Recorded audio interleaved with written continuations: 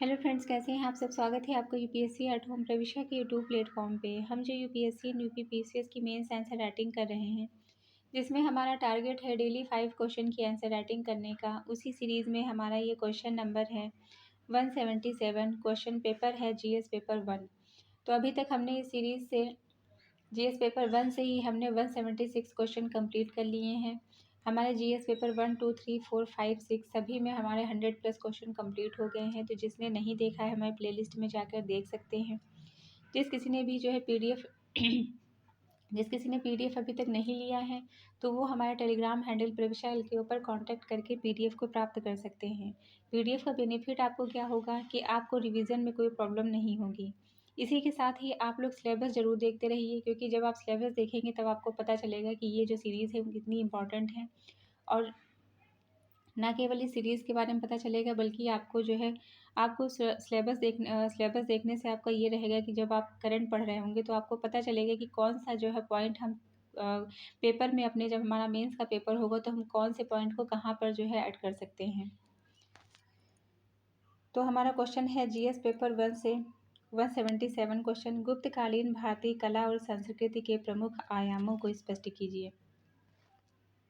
Question क्या है? गुप्तकालीन भारतीय कला और संस्कृति के प्रमुख आयामों को स्पष्ट करना है। तो सबसे पहले हम इसका इंट्रो देंगे। इंट्रो में हमने क्या लिखा है कि गुप्त काल को भारतीय संस्कृति का स्वर्ण युग कहा जाता है। इस काल में साहित्य, कला, स्थापत्य, मूर्तिकला और विज्ञान का अभूतपूर्व विकास हुआ है। आपसे डायरेक्ट ये भी क्वेश्चन पूछा जाता है कि गुप्त काल को भारतीय संस्कृत का स्वर्ण युग कहा जाता है, इसकी विवेचना कीजिए। अब इसी तरह के क्वेश्चन जो है आप एक दूसरे से आप एक क्वेश्चन करेंगे, आपको 3-4 क्वेश्चन इससे रिलेटेड जो भी होंगे आप आराम से उसको कर सकते हैं।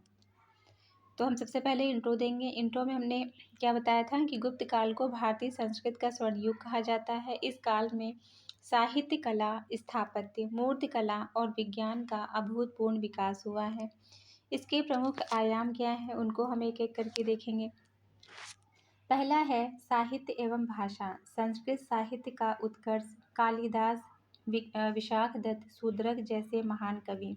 इनके गुप्त काल में क्या हुआ, संस्कृत जो साहित्य है वह संस्कृत साहित्य का उत्कर्ष, जिसमें जो है कालिदास और विशाख दत्त, शूद्रक जैसे जो महान कवि थे इस समय के हैं।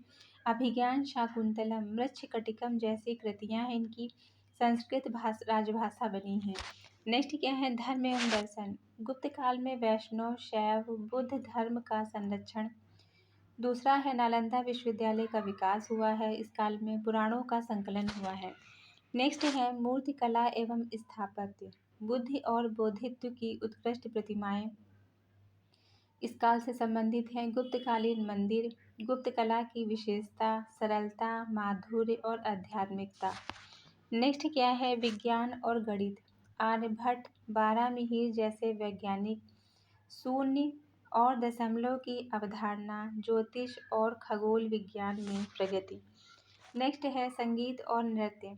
इसके अंतर्गत क्या है, नाट्य शास्त्र की परंपरा को बढ़ावा, नृत्य संगीत राज दरबार का प्रमुख अंग। तो हमने जो है क्या देखा कि गुप्तकालीन भारतीय कला और संस्कृति के प्रमुख आयाम क्या थे। गुप्त काल में भारतीय जो कला है और संस्कृति के प्रमुख आयामों में कला और स्थापत्य में, जिसमें अंतर्गत क्या क्या आता है, मंदिर, गुफा, चित्र और मूर्तियाँ। साहित्य और विज्ञान में क्या आता है, संस्कृत साहित्य, गणित और खगोल विज्ञान से संबंधित है। और धर्म के अंतर्गत हिंदू धर्म का पुनरुत्थान, बौद्ध और जैन धर्म का विकास शामिल है। इस दौरान मूर्तिकला में यथार्थता और आध्यात्मिकता का मिश्रण था, जबकि मंदिर निर्माण कला में उत्कृष्ट प्रगति हुई है। नेक्स्ट हमने क्या देखा इसके संदर्भ में, साहित्य और भाषा से संबंधित। साहित्य में क्या है कि गुप्त काल को संस्कृत साहित्य का स्वर्ण युग माना जाता है। कालिदास जैसे कवियों ने, जिन्होंने अभिज्ञान, शाकुंतलम और मेघदूतम जैसे महाकाव्यों की रचना की। और प्रयाग और मंदसौर की प्रशस्तियाँ भी इसी काल से संबंधित है। किसकी? प्रयाग और किसकी? मंदसौर। प्रयाग और मंदसौर की जो प्रशस्तियाँ हैं वो भी इसी काल से संबंधित हैं। नेक्स्ट हम क्या देखेंगे, धर्म और दर्शन। इसके अंतर्गत गुप्त काल में हिंदू धर्म का पुनरुत्थान हुआ है। इस समय गुप्त शासकों ने हिंदू धर्म को संरक्षण दिया है और मंदिरों का निर्माण कराया है। बौद्ध धर्म का प्रभाव कम नहीं हुआ और बौद्ध कला स्थापत्य का विकास जारी रहा। अजंता और एलोरा की गुफाओं ने बौद्ध धर्म से संबंधित उत्कृष्ट कलाकृतियाँ मिलती हैं।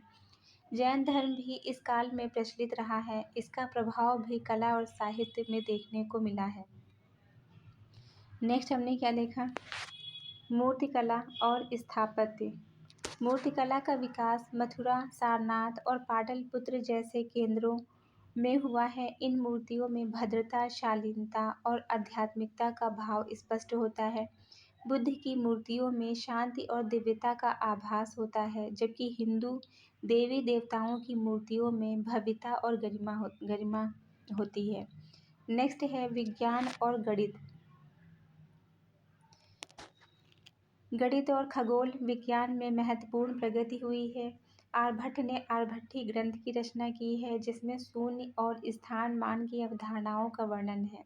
बारहमीहिर ने बृहद संहिता की रचना की है, जो ज्योतिष, प्राकृतिक विज्ञान और ब्रह्मांड विज्ञान का एक विशाल ग्रंथ है। नेक्स्ट है संगीत एवं नृत्य। इसके अंतर्गत क्या है,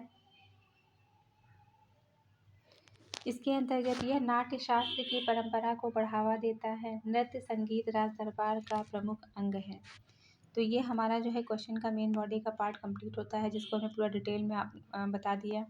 अब हम इसको जो है इसका कंक्लूजन देंगे। अतः निष्कर्षतया यह कहा जा सकता है कि गुप्तकालीन संस्कृति में भारतीय कला और आध्यात्मिक गहराई और शास्त्रीय सौंदर्य प्रदान किया है। तो ये हमारा क्वेश्चन कंप्लीट होता है, जो कि हमने लिया था जीएस पेपर 1 से। आप लोगों को हमारी जो सीरीज़ चल रही है कैसी लग रही है, हमारे कमेंट सेक्शन में ज़रूर बताइए। तो ऐसे ही पढ़ते रहिए, लाइफ में आगे बढ़ते रहिए। यूपीएससी एट होम प्रविशा के साथ प्रीलिम्स मेंस प्रैक्टिस करते रहिए। एटलीस्ट 2 क्वेश्चन की प्रैक्टिस ज़रूर करिए, क्योंकि जब तक आप लिखेंगे नहीं तब तक लिखना नहीं आएगा। और इसी के साथ साथ जो हमारे प्रीलिम्स की जो सीरीज़ चल रही है उसको ज़रूर देखिए। तो आपका प्रीलिम्स की और मेंस की तैयारी दोनों साथ ही में हो जाएगी। जो भी बच्चे 2026 को टारगेट कर रहे हों या 2027 को टारगेट कर रहे हों, उनके लिए वो सीरीज़ मोस्ट इम्पॉर्टेंट सीरीज़ है। तो आप लोग उसको ज़रूर देखिए। Thank you.